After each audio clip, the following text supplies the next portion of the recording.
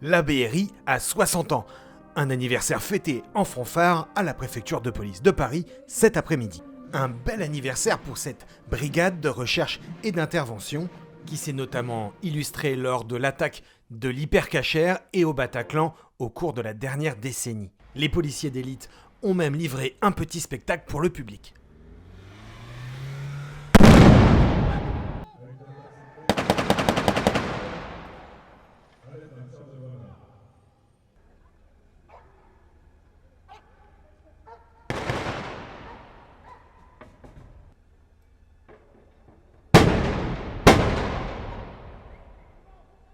La BRI d'il y a 60 ans n'est plus la BRI d'aujourd'hui.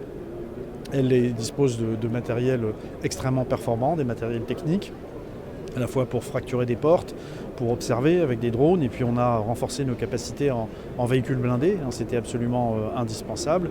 Et voilà, la BRI elle s'adapte en permanence, mais comme j'ai envie de vous dire, comme toutes les forces de sécurité intérieure dans ce pays. Il faut avoir des compétences humaines pour se sentir heureux chez nous.